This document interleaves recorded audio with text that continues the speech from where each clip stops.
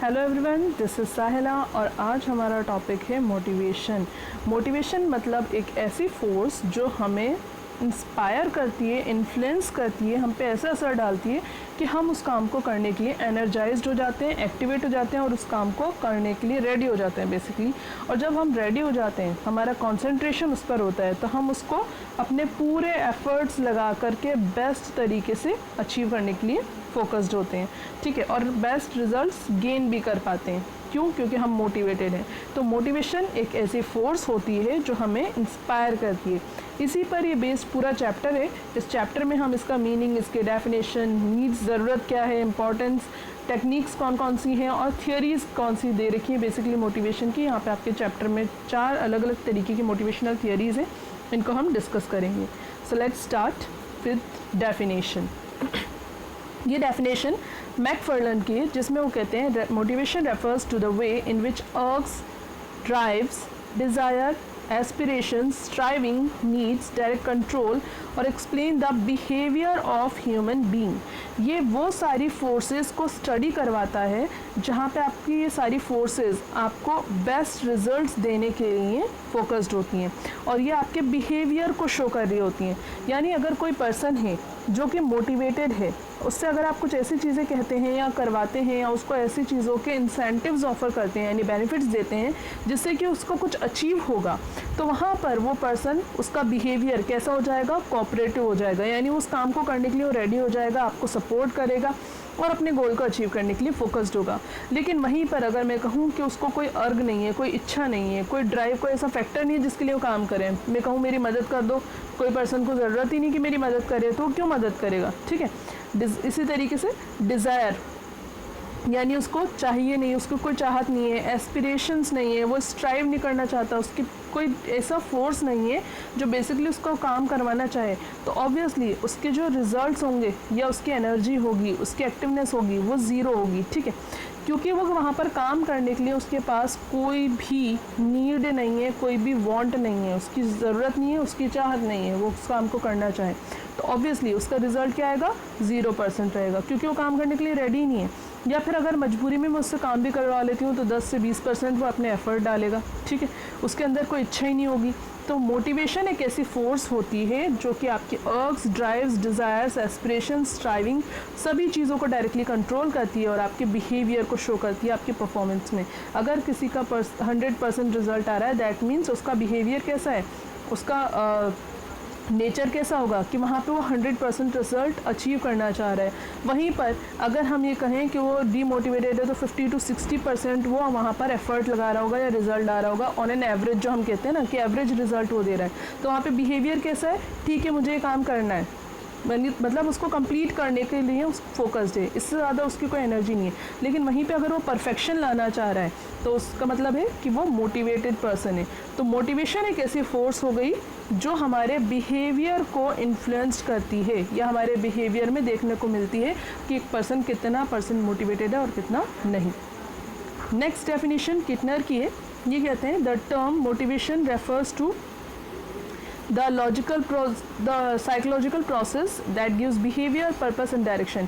ये एक ऐसी साइकोलॉजिकल फोर्स है। साइकोलॉजिकल फोर्स यानी जो हमारे माइंड को इफ़ेक्ट करती है और हमारे बिहेवियर को कंट्रोल करती है, हमें पर्पस देती है किसी काम को करने के लिए और डायरेक्शन प्रोवाइड कराती है कि हमें क्या करना है और कैसे करना है।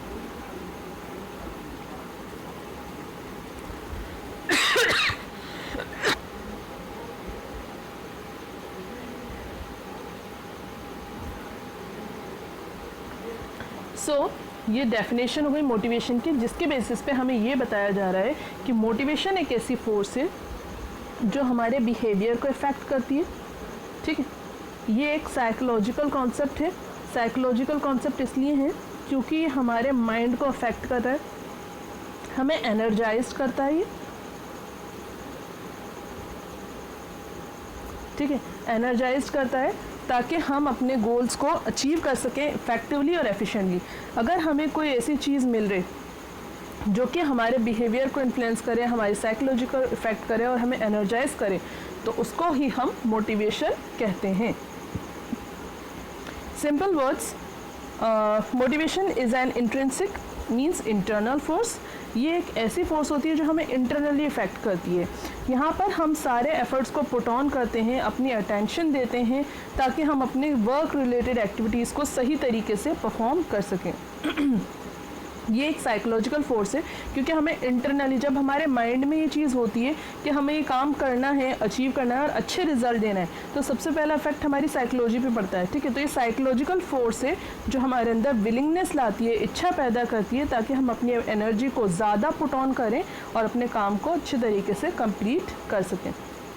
अब सिंपल सी बात हो गई, अगर मैं आपसे कुछ ऐसा काम करने के लिए कहूँ जिसमें आपका इंटरेस्ट है, तो आप उस काम को बेस्ट अचीव कर पाएंगे। ठीक है, और अगर लो इंटरेस्ट है किसी चीज़ में आपका और मैं आपसे कहूँ ये काम करिए, तो इसमें जो रिज़ल्ट आएगा और इसमें जो रिज़ल्ट आएगा उनमें ज़मीन आसमान का फ़र्क होगा। ठीक है, जिसमें इंटरेस्ट आपका ज़्यादा है आप उसमें अपनी एनर्जी को ज़्यादा पुट ऑन करेंगे, आप ज़्यादा कॉन्सेंट्रेटेड होंगे, आप ज़्यादा अच्छे और बेटर तरीके से इसको अचीव करेंगे, क्योंकि आपकी एफिशिएंसी और इफ़ेक्टिवनेस दोनों यहाँ पर आपके साथ होगी। लेकिन अगर किसी काम में आपकी एनर्जी नहीं है, आपका लो इंटरेस्ट है, सबसे पहली बात एनर्जी नहीं डालोगे, एफिशिएंसी नहीं लाओगे, इफेक्टिवनेस नहीं होगी, काम हुआ तो हुआ ठीक है, नहीं हुआ तो कोई बात नहीं, मेरी इच्छा नहीं है, मैं ये काम नहीं करूँ। ठीक है, तो लो इंटरेस्ट रहेगा आपका, तो उसमें आपकी एनर्जी भी कम होगी, आपकी विलिंगनेस भी कम होगी, आपकी एफिशिएंसी नहीं होगी, इफेक्टिवनेस नहीं होगी। ठीक है, यानी आपको या तो रिजल्ट ही नहीं मिलेंगे, या मिलेंगे तो कंपैरेटिवली बुरे रिजल्ट मिलेंगे। ठीक है, हाई लेवल रिजल्ट नहीं मिलेंगे उसके कंपैरिजन में जिसमें आपका इंटरेस्ट है। तो यही फ़र्क करता है हमारा मोटिवेशन। अगर कोई आप काम करते हैं उसमें आपके अगर विलिंगनेस ला दी जाए तो आपकी एनर्जी भी एक्सपेंड हो जाती है और आप अपने काम को सही तरीके से कंप्लीट कर पाते हैं विथ ग्रेटर रिजल्ट्स, बहुत अच्छे रिजल्ट्स दे करके, क्योंकि आपका कंसंट्रेशन, आपकी एनर्जी उसमें हायर और मैक्सिमम लेवल पे होती है। तो मोटिवेशन एक ऐसी फोर्स है जो आपको इंटरनली अफेक्ट करती है, आपकी साइकोलॉजी को अफेक्ट करती है, विलिंगनेस को क्रिएट करती है, एनर्जी को एक्सपेंड करती है और आपके काम को बेस्ट तरीके से अचीव करने पर फोकस्ड होती है। ठीक है,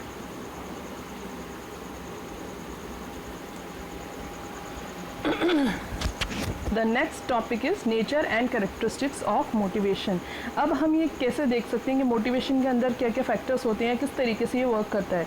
तो पहली चीज़ है it is personal and psychological concept. Motivation एक ऐसा कॉन्सेप्ट होता है जो पर्सन पे इफेक्ट करता है और उसकी साइकोलॉजी को, उसके थॉट्स को इफेक्ट करता है। ठीक है, तो ये एक ऐसा फैक्टर है, एक ऐसी फोर्स है जो पर्सन को इफेक्ट करती है। जब आप मोटिवेट करते हैं तो आप किसी और को मोटिवेट नहीं करते, आप किसी पर्सन को, किसी ह्यूमन रिसोर्स को ही मोटिवेट कर सकते हैं। किसी मशीन को मोटिवेट नहीं कर सकते कि आप ज़्यादा अच्छा परफॉर्म करने लग जाओ, आप ज़्यादा अच्छे रिजल्ट देने लग जाओ, लेकिन हाँ आप अपनी ह्यूमन रिसोर्स को, अपने एम्प्लॉयज़ को मोटिवेट कर सकते हैं। तो ये पर्सनल फैक्टर है। ठीक है, अब कोई मैनेजर, हमने ये एग्जाम्पल नहीं, कोई मैनेजर है और वो किसी एम्प्लॉय के साथ अच्छे रिलेशन मेंटेन करता है, वो ह्यूमन रिसोर्स, वो एम्प्लॉय भी उसकी इज्जत करता है, उसका रेस्पेक्ट करता है। यहाँ पर मैनेजर जो अपने एम्प्लॉय से कहता है वो वहाँ पर वो अचीव करता है और उसके लिए अपनी बेस्ट एनर्जी लगाता है। अब अगर इसको हम वाइस वर्सा देखें, मैनेजर अपने ह्यूमन रिसोर्स के साथ अच्छे रिलेशन मेंटेन नहीं करता, ह्यूमन रिसोर्स यहाँ पर जो आपका एम्प्लॉय है वो आपका रेस्पेक्ट नहीं करता, तो वो आपका काम तो करेगा लेकिन उसके अंदर उसकी एनर्जी उतनी नहीं होगी जितनी कि वो फर्स्ट कंडीशन में थी। ठीक है, सेकेंडली हो सकता है आपके बीच में डिस्प्यूट्स हैं, कॉन्फ्लिक्ट्स हैं, तो वो उतने भी रिजल्ट ना दे जितने कि वो दे रहा है। तो यहाँ पर पहली चीज़ आ गई कि ये पर्सनल यानी पर्सन से रिलेटेड होता है concept, and second is psychological concept है, उसकी साइकोलॉजी पर, उसके माइंड पर, उसके माइंडसेट पर इफेक्ट करने वाली चीज़ है। ठीक है, आप किसी भी पर्सन के दिमाग के साथ में खेल सकते हैं, उसके दिमाग को मोटिवेट कर सकते हैं, उसको अपने यूज टू बना सकते हैं, अपने हिसाब से उसको चेंज कर सकते हैं। जैसे कई बार आपने सुना भी होगा माइंड वॉश कर दिया या माइंड चेंज कर दिया, तो वो सारी सब चीज़ें मोटिवेशन का खेल होती हैं। अगर किसी के वर्ड्स ने आपको इतना ज़्यादा इन्फ्लुएंस कर दिया, इतना ज़्यादा असर डाल दिया कि आपको लगने लग गया ये तो बहुत महान है, इसकी तो बात हमें माननी ही माननी है, तो ये आपकी साइकोलॉजी के साथ उसने खेला है। ठीक है, आपकी साइकोलॉजी पर असर डाला है। अब कहते हैं ना, मोटिवेशन करने वाले सिर्फ नेगेटिवली मोटिवेट नहीं करते, पॉजिटिवली मोटिवेट करते हैं। आपके वेल विशर भी हो सकते हैं, आपको कुछ अच्छा वो इंस्पायर कर रहे हैं, कुछ अच्छे रिजल्ट दे रहे हैं, कुछ अच्छे तरीके बता रहे हैं, तो आपके माइंडसेट को कम्प्लीटली चेंज कर पाएँ। आपको कंसंट्रेशन किस तरीके से बढ़ाना चाहिए, आपको किस तरीके से अपनी एनर्जी को पॉजिटिवली मोटिवेट करना चाहिए, पॉजिटिवली डायरेक्शन में आपको उसको आगे बढ़ाना चाहिए, इसके लिए भी आपको ये इन्फ्लुएंस करते हैं। तो सिंपल सी बात हो गई कि ये पर्सन से रिलेटेड होता है और उसकी साइकोलॉजी पर इफ़ेक्ट डालता है। सेकेंड है एज अ प्रोसेस। मोटिवेशन एक प्रोसेस की तरह है। जब भी आपको कोई पर्सन मोटिवेट करता है तो सबसे पहले आप उससे इंस्पायर होते हैं, उसकी बातें आपको अच्छी लगी, आप इंस्पायर हुए। जब उसकी बातें अच्छी लगी तो आपके अंदर उस काम को करने के लिए एनर्जी आई, आप एनर्जाइज्ड हुए, और जब एनर्जी आ गई तो आपने उसको फाइनली इम्प्लीमेंट करा उस काम को, आप एक्टिवेट हो गए और अपनी एनर्जी को आपने इस तरीके से पुट ऑन करा, आपने इस तरीके से एफर्ट्स पुट ऑन करे कि आपने हायर लेवल परफॉर्मेंस दी। आपकी कैपेसिटी के हिसाब से जो बेस्ट परफॉर्मेंस थी आपने उसको दिया। क्यों दिया? क्योंकि यहाँ पे मोटिवेशन ने अपना काम करा। तो मोटिवेशन को हम कह सकते हैं कि एक प्रोसेस की तरह है, क्योंकि इसमें हमें स्टेप्स फॉलो करना पड़ते हैं। जब भी आपको कोई मोटिवेट करता है तो आप इंस्पायर होते हैं, एनर्जाइज्ड होते हैं और एक्टिवेट होते हैं, और आप बेस्ट रिजल्ट, बेस्ट परफॉर्मेंस उसके थ्रू देते हैं। तो हम यहाँ पे कह सकते हैं motivation as a process. Next, continuous process. Continuous process, motivation एक ऐसी प्रोसेस है जो कि हमेशा चलती रहनी चाहिए। It is an ongoing process. अगर ये रिपीट होती रहती है तो ही आपको इफ़ेक्टिव और एफिशिएंट रिजल्ट्स मिलते हैं। अगर रिपीट ना हो तो आपको वो रिज़ल्ट नहीं मिलेंगे। जैसे कि अगर मैं सिंपल सी बात आपको कहूँ, सिंपल से एक एग्जांपल लूँ आप लोगों का ही, स्कूल में जब आपको टीचर पढ़ाता है वो आपको कई सारे चैप्टर्स पढ़ा देता है, ठीक है, उसके आपको नोट्स भी करवा दिए, एक्सप्लेनेशन भी हो गया, क्वेश्चन आंसर्स भी आपने कर लिए, यानी आप ऑल ओके हैं, सब कुछ सही चल रहा है। टीचर आपसे पूछता है do you have any query, क्या आपको कोई प्रॉब्लम है? स्टूडेंट का आंसर रहता है नो, कोई प्रॉब्लम नहीं है, क्योंकि हमने तो होमवर्क भी कर लिया, हमने नोट्स कर लिया, हमारे सब कुछ हो गया, अब हमें कोई प्रॉब्लम नहीं है। लेकिन जब टीचर आपसे कहता है कल नहीं परसों हम आपका टेस्ट लेंगे, ठीक है, क्लास टेस्ट है आपका, और कल की जो क्लास होगी वो क्वेरीज़ के लिए होगी, ठीक है, अगर आपको कोई प्रॉब्लम है तो आप मेरे से डिस्कस कर देना कल की क्लास में, हम इन क्वेरीज़ को सॉर्ट आउट कर लेंगे और परसों आपका क्लास टेस्ट रख लेते हैं। अब अभी तक जिनको नो क्वेरीज़ थी, कल जब बच्चे क्लास में आएंगे पूरी क्लास आपकी क्वेरी को सॉल्व आउट करने में निकल जाएगी। क्यों आ रही है? क्योंकि यहाँ पे मोटिवेशन मिल गया है। मोटिवेशन किसका मिल गया है? क्लास टेस्ट का, कि अब आपके पास में नीड आ गई है, ज़रूरत आ गई है कि क्लास टेस्ट में आपको अच्छा परफॉर्म करना है। हमने तो टीचर को कह दिया था कि कोई प्रॉब्लम नहीं है, कोई क्वेरी नहीं है। दूसरी बात, हमें हमारे पेरेंट्स को हमारे मार्क्स शो करना पड़ेंगे, ठीक है, अगर हम अच्छे मार्क्स नहीं लाते हैं तो हमारे पेरेंट्स से हो सकता है हमें डांट पड़े, ठीक है, या फिर टीचर से डांट पड़े कि आपने कैसा परफॉर्म करा है। तो यहाँ पर अचानक से क्वेरीज आने लगती हैं। क्यों क्वेरीज आने लगती हैं? क्योंकि इस टाइम पे हमने अपनी पढ़ाई शुरू कर दी होती है, ठीक है, हमारी लर्निंग बढ़ गई होती है, हम यहाँ पे पढ़ना शुरू कर देते हैं, लर्निंग शुरू हो जाती है। तो जब हम इसको समझ के पढ़ते हैं तो हमें अचानक से बहुत सारी क्वेरीज आने लगती हैं। और टीचर का मेन पर्पस भी है, उसको क्लास टेस्ट लेके कुछ नहीं करना, उसको आपको मार्क्स दे के कुछ नहीं करना, उसको बेसिकली उसकी नीड क्या है कि उसको यहाँ पर आपकी लर्निंग, आपको सिखाना है कोई चीज़, ठीक है, तो उसका बेसिक पर्पस है कि वो आप लर्न करें, और आप लर्न नहीं करते हैं, ठीक है, क्योंकि आपके पास कोई मोटिवेशन है ही नहीं। लेकिन एक क्लास टेस्ट वो तरीका है, वो मेथड है जिससे कि आपको मार्क्स अच्छे गेन करना होंगे, आपको टीचर को और पेरेंट्स को परफॉर्मेंस दिखानी होगी, तो आप ऑब्वियसली पढ़ाई शुरू कर देंगे, यानी आपकी लर्निंग स्टार्ट हो गई, ठीक है। अब जब आपने लर्न करा, कॉन्सेंट्रेशन के साथ आप काम कर रहे होंगे, यहाँ पे लर्न करना पड़ेगा, रिमेंबर करना पड़ेगा, तो अपने आप जो प्रॉब्लम्स होंगी वो क्वेरी के फॉर्म में बाहर आने लग जाएंगी, ठीक है। तो यही चीज़ हमारी बेसिक चीज़ हो जाती है कि आपका जो मोटिवेशन होता है वो अगर आपके टेस्ट वगैरह कंडक्ट ना करे जाएं, ठीक है, या फिर मैं कहूँ कि आपका डे 1 से आपकी पढ़ाई शुरू हो रही है और आप लास्ट डे पे पहुँच जाते हैं, आपका फाइनल एग्ज़ाम्स हो रहे हैं और फाइनल एग्ज़ाम्स ही हम लेंगे, तो क्या साल भर बच्चा कुछ भी पढ़ाई करता है? आंसर इज़ नो, कोई पढ़ाई नहीं करता। लेकिन जब ये फाइनल रिज़ल्ट, फाइनल एग्जामिनेशन आ जाते हैं, फाइनल रिज़ल्ट उनको देना होता है, पढ़ाई शुरू होती है। लेकिन जब हम लास्ट में जाके अगर कोई काम करें तो उससे हमें वो रिज़ल्ट नहीं मिलेंगे जो कि साल भर मोटिवेट करने पर मिलते। इसीलिए आपके बार बार क्लास टेस्ट कंडक्ट करे जाते हैं, ठीक है क्लास टेस्ट होते हैं, एफएज और एसेस कंडक्ट करे जाते हैं ताकि आप क्या कर सकें, टाइम टू टाइम अपनी पढ़ाई पर ध्यान दे सकें। और जब आप पढ़ाई करते हैं, लर्निंग करते हैं, तो आप उस चीज़ को ज़्यादा अच्छे तरीके से गेन कर पाते हैं। टीचर ने तो अपना काम कर दिया, लेकिन स्टूडेंट को भी उस चीज़ को समझना ज़रूरी होता है। तो यहाँ पर आप उसको समझते हैं एक्चुअली और अपनी तरफ से एफर्ट्स पुट ऑन करते हैं, कोऑपरेशन देते हैं, तभी आपको वहाँ पे रिजल्ट्स मिल पाते हैं। तो अगर हम ये क्लास टेस्ट कंडक्ट ना करें, एफएज और एसेज ना हो, तो क्या बच्चा मोटिवेटेड रहेगा पढ़ने के लिए? साल भर तो उसको पता है कि मुझे कुछ करना ही नहीं है, नहीं पढ़ूँ तो कोई बात नहीं, अभी बहुत टाइम है, बहुत सारे मंथ्स बाकी हैं हमारे जिसमें हम पढ़ लेंगे, अच्छे रिजल्ट ले लेंगे, या साल के लास्ट में पढ़ेंगे। कई बच्चे तो ऐसे होते हैं एग्जाम्स टाइम में ही पढ़ते हैं, ठीक है। तो यहाँ पर वो उनका मोटिवेशन तो बिल्कुल गया, ज़ीरो। जब ज़ीरो होगा तो साल भर क्या वो पढ़ाई करेंगे? क्या वो ध्यान देंगे? नहीं देंगे। इसी तरीके से हम कह सकते हैं जब ऑर्गेनाइजेशन होती है उसमें भी अगर हम लास्ट में गोल अचीव करने के लिए वर्क करें कि हमें अभी तो बहुत टाइम है, हम बहुत टाइम बाद में अपने गोल को अचीव कर लेंगे, तो वो चीज़ नहीं होगी।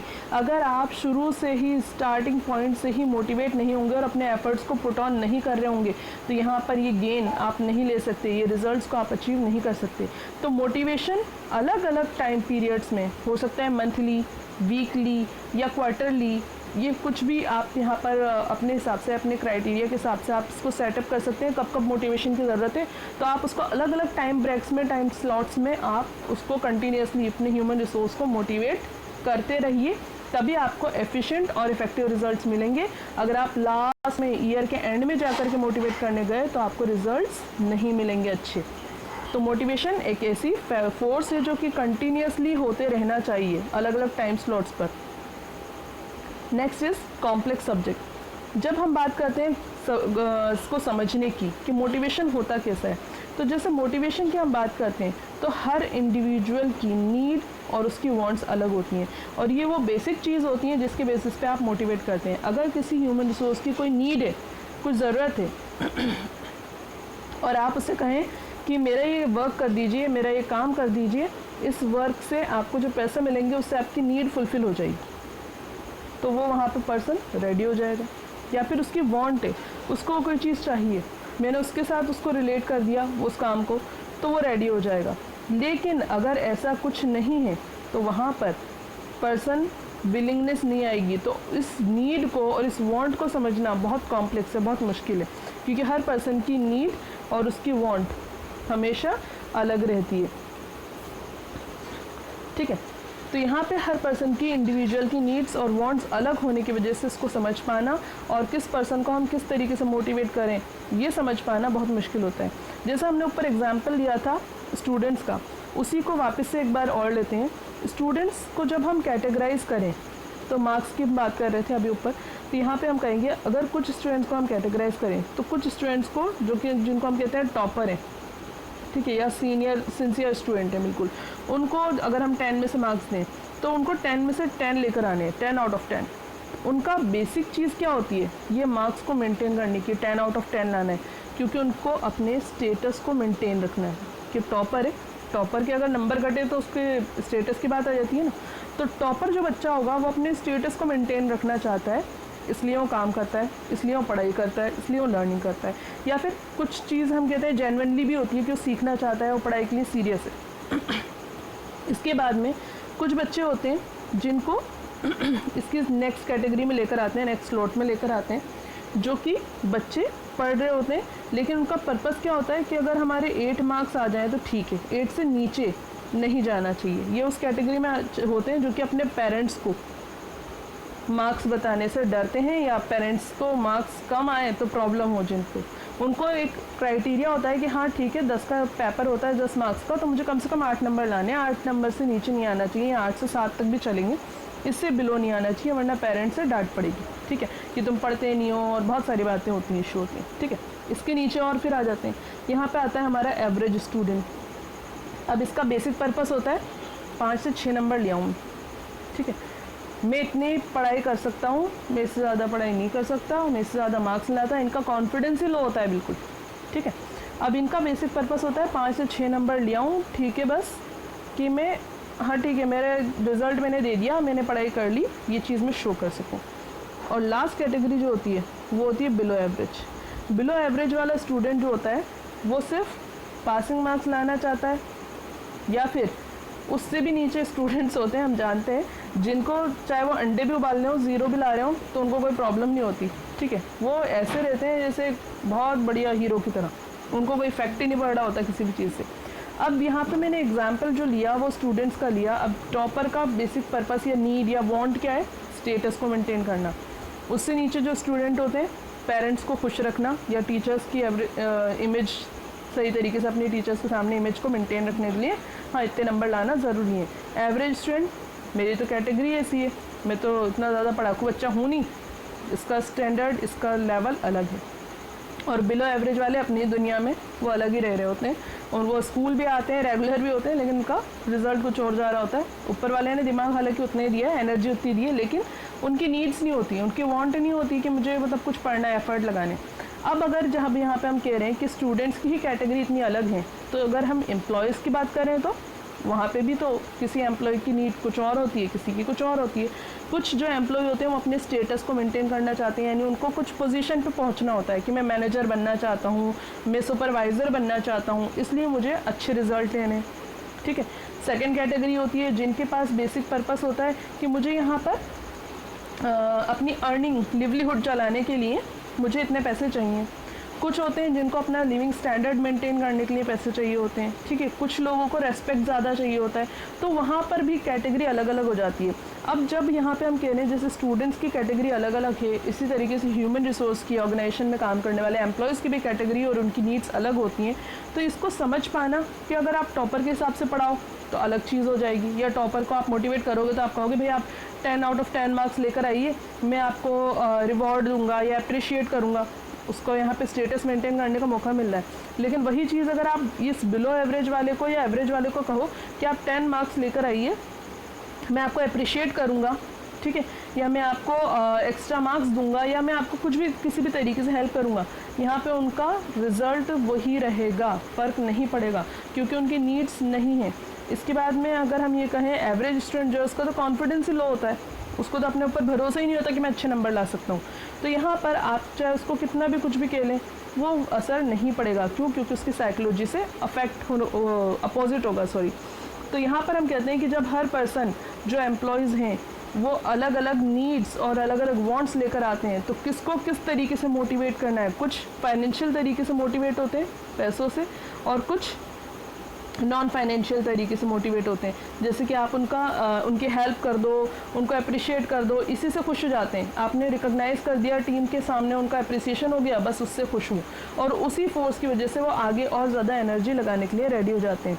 और फाइनेंशियल कैटेगरी वाले जो होते हैं, उनके होता है कि अगर आपने उनको बोनस दिया, कुछ आपने ऐसे रखा कि इसमें हम अवार्ड देंगे या रिवॉर्ड देंगे, हम इतना पैसा आपको देंगे अगर आपने ये गोल अचीव करा, वो फाइनेंशियल इंसेंटिव से मोटिवेट होगा और वो वहाँ पे अपनी एनर्जी को पुट ऑन करने लगेगा।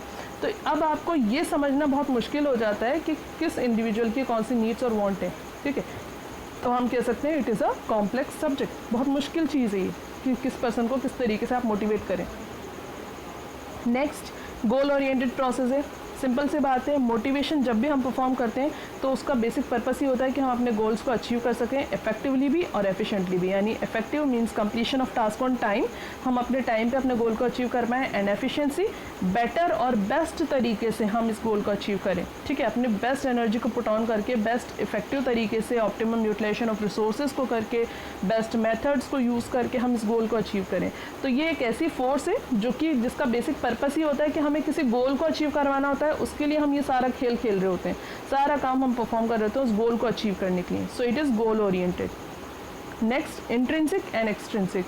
मोटिवेशन एक ऐसी फोर्स है जो आपको इंट्रिंसिक यानी इंटरनली भी इफेक्ट करती है, एंड एक्सट्रिंसिक एक्सटर्नली भी इफेक्ट करती है। अगर कोई पर्सन आपको कुछ ऐसे वर्ड्स बोलता है जिससे कि आप बहुत ज़्यादा खुश हो जाते हैं, उससे बहुत ज़्यादा इन्फ्लुएंस जाते हैं, जैसे हमने ऊपर डेफिनेशन में पढ़ा था, साइकोलॉजिकल कॉन्सेप्ट है, आपकी साइकोलॉजी अफेक्ट हो जाती है, तो आपके अंदर ये बदलाव लाने के लिए काफ़ी होती है, ठीक है। तो मोटिवेशन आपको अंदर से चेंज करता है, अंदर से अफेक्ट करता है। अब यहाँ पर जैसे मैंने कहा था, नॉन फाइनेंशियल तरीके, ऐसे तरीके जो पैसों से फुलफिल नहीं होते, आपको कुछ सम्मान मिलेगा, कुछ रिकॉग्निशन मिलेगी लोगों के बीच में, आप अपने स्किल्स को बढ़ा पाएंगे, आपका डेवलपमेंट होगा, आपकी सेल्फ एस्टीम यानी अंदर रेस्पेक्ट करने लगेंगे आप अपना खुद का, या सेल्फ एक्चुअलाइजेशन, आपके अंदर परफेक्शन आएगा अगर आप अच्छे और बेटर तरीके से काम करते हैं। कोई अगर आपको ये कहता है कि आप बहुत अच्छा करो, या आपकी ज़िंदगी के लिए बहुत अच्छा होगा, इससे आप बहुत अच्छी स्किल्स सीख पाएंगे, आपकी पर्सनैलिटी बहुत अच्छी ग्रूम होगी, और आप उसके लिए काम करने लगते हैं, तो ये हो गया हमारा इंटरनल मोटिवेशन। ठीक है, इसी तरीके से एक्सटर्नल मोटिवेशन क्या होता है, बाहरी तौर पे अगर आपको किसी चीज़ का लालच मिल रहा है, कोई चीज़ आपको अफेक्ट कर रही है, तो वो हो गया एक्सटर्नल मोटिवेशन। जैसे कि यहाँ पर देखिए, यहाँ पर आप कुछ पैसे कमाना चाहते हैं जिससे कि आप अपना शेल्टर, अपना घर खरीद सकें, चाहे रेंट पे ले रहे हैं या आप अपना खुद का ख़रीदना चाहते हैं, उसके लिए क्या चाहिए आपको, पैसा, मनी। ठीक है, तो ये आपका पैसा अंदर से कोई चेंज नहीं लाएगा आपके अंदर, लेकिन ये आपकी बाहरी चीज़ों को फुलफ़िल करने के लिए काफ़ी होगा। आप शेल्टर खरीद पाएंगे, क्लोथ्स खरीद पाएंगे, आप अपना लिविंग स्टैंडर्ड रेज कर पाएंगे, आप अपनी सैलरी ज़्यादा चाहते हैं कि सैलरी ज़्यादा है जिससे कि हम अपनी दूसरी वांट्स को या लग्जरियस डिज़ायर्स को फुलफ़िल कर पाएँ। तो ये सारी चीज़ें क्या हैं, एक्सटर्नली हैं, बाहरी। तो आपका जो मोटिवेशन होता है वो आपको इंटरनली भी इफ़ेक्ट करता है, इंटरनली आपके अंदर चेंजेस लाता है, और एक्सटर्नली भी इफ़ेक्ट करता है कि बाहर आप ज़्यादा एनर्जी लगाएं ताकि आप बाहरी चीज़ों को अचीव कर पाएँ। इसके बाद में positive and negative. Motivation positive भी होता है, नेगेटिव भी होता है। पॉजिटिव मतलब आप समझ गए, सारी चीज़ें अच्छी तरीके से होती हैं जैसे कि आपका अप्रिसिएशन, आपको अप्रिसिएशन मिल रहा है, रिकॉग्निशन मिल रही है, कोई आपकी हेल्प कर रहा है, असिस्टेंस मिल रही है, बोनस मिल रहा है, इंक्रीमेंट हो रहा है सैलरी में, प्रमोशन मिल रहा है, तो ये सारे पॉजिटिव तरीके हो गए कि अगर आप ये काम करोगे तो यहाँ पे आपको ये सारी चीज़ें मिलेंगी, बोनस मिलेगा, सैलरी बढ़ जाएगी, प्रमोशन हो जाएगा, तो ये पॉजिटिव तरीके हो गए। अब वो एम्प्लॉय जिसको ये सब चीज़ें चाहिए, वो इन पॉजिटिव तरीक़ों से मोटिवेट हो जाएगा और अपनी एनर्जी को बेस्ट लेवल पे पुट ऑन करेगा। नेक्स्ट है हमारा नेगेटिव। कुछ जैसे मैंने कहा था अभी एवरेज या बिलो एवरेज वाले स्टूडेंट का एग्जांपल लिया था, उसी तरीके से एम्प्लॉय भी होते हैं। तो अगर कुछ एम्प्लॉय सही तरीके से अपना काम नहीं करते तो हम उनसे कहते हैं कि अगर आपने काम सही नहीं करा तो आपको पनिशमेंट मिलेगी, पेनल्टी लगाई जाएगी, फाइन लगाया जाएगा, जॉब से सस्पेंड कर देंगे आपको, आपका डिमोशन, आपकी जो जॉब है उससे नीचे ले आएंगे, आपको नीचे वाली पोस्ट पर डिमोट कर दिया जाएगा, या आपकी सैलरी काटी जाएगी। अब कुछ एम्प्लॉयज़ इस चीज़ से डरेंगे, पनिशमेंट से, पेनल्टी से, तो वो इसके लिए मोटिवेट हो जाएंगे। तो मोटिवेशन दोनों तरीके से होता है, पॉजिटिव तरीके से भी और नेगेटिव तरीके से भी। Next, behaviour oriented. आपका जो मोटिवेशन होता है टोटली आपके बिहेवियर को अफेक्ट करता है। कोई भी पर्सन अगर आप उसको सही तरीके से मोटिवेट कर पाते हैं तो उसके बिहेवियर के अंदर आप विलिंगनेस लेकर आ पाते हैं। जब उसके बिहेवियर में विलिंगनेस आती है तो अपने गोल्स और टारगेट्स को अचीव करना वो पूरे एनर्जी पुट ऑन कर देता है। इसके लिए अगर हम एग्जांपल लेते हैं, आपने बच्चों को देखा, छोटे बच्चे होते हैं, वो जब आप उनसे कहते हैं कि आप अपना होमवर्क करिए या पढ़ाई कर लीजिए या कुछ भी चीज़ कर लीजिए, वो वहाँ पर करना नहीं चाहते। क्यों? क्योंकि उनको खेलना होता है, अपना टाइम इधर उधर इन्वेस्ट करने में उनको मज़ा आ रहा होता है। अब पेरेंट्स जो होते हैं वो उनसे कहते हैं कि बेटा आप अपना होमवर्क पूरा कर लीजिए। अभी यहाँ पे उसका बिहेवियर क्या था? उसका बिहेवियर था उस चीज़ को रिजेक्ट करने का, कि वो नहीं करना चाह रहा, उसके अंदर विलिंगनेस नहीं है, इच्छा नहीं है। पेरेंट्स ने कहा बेटा आप होमवर्क कर लो होमवर्क करने के बाद में आपको आपकी पसंद की चॉकलेट मिलेगी, ठीक है, या फिर आपको आपकी आइसक्रीम खाने को मिल जाएगी आपके फ्लेवर की जो आपको पसंद है, या फिर आपको आपका पसंदीदा टीवी सेट जो होता है, टीवी कार्टून सेट, वो आपको मिल जाएगा। आपको कार्टून अपना देखिए, जो आपको पसंद आए वो देख लीजिए। अब बच्चा जो यहाँ पर होमवर्क करने के लिए रेडी नहीं था, उसका बिहेवियर किस चीज़ का हो रहा था? उस चीज़ को अपोज करने का, कि वो काम करना नहीं चाहता। लेकिन उसको पता है अगर मैं ये होमवर्क कर लूँ तो मुझे मेरी पसंद की चॉकलेट या फिर आइसक्रीम या टीवी शो देखने का मौका मिल जाएगा। यहाँ पे मुझे परमिशन मिल जाएगी उन चीज़ों के लिए जिन पर मेरे ऊपर बैन लगा हुआ है, या मुझे जो चीज़ नहीं मिल रही। तो उसका बिहेवियर में क्या आ जाएगी? पॉजिटिवनेस आ जाएगी, विलिंगनेस आ जाएगी, और वो काम करने के लिए रेडी हो जाएगा। तो यहाँ पर हम इसको कह सकते हैं ये बिहेवियर ओरिएंटेड होती है। आपके बिहेवियर में वो रिक्वायर्ड चेंजेस लाती है जो हमें चाहिए होते हैं, ठीक है। तो यहाँ पर ये हमारे इसके कैरेक्टरिस्टिक्स कंप्लीट हो गए मोटिवेशन के, कि मोटिवेशन क्या होता है। ये एक ऐसी फोर्स है जो हमें एनर्जी और विलिंगनेस लाती है, हमारी साइकोलॉजी पर इफेक्ट डालती है, हमारे बिहेवियर को बूस्टअप करती है, हमारे अंदर एनर्जी को बूस्टअप करती है और हमारे बेस्ट रिजल्ट्स लाने पर फोकस्ड होती है। तो यहाँ पर हमने मोटिवेशन के बेसिक चीज़ों को पढ़ लिया। नेक्स्ट क्लास में हम इसके आगे कंटिन्यू करेंगे। अगर आपको कोई क्वेरी है देन प्लीज़ कमेंट मी।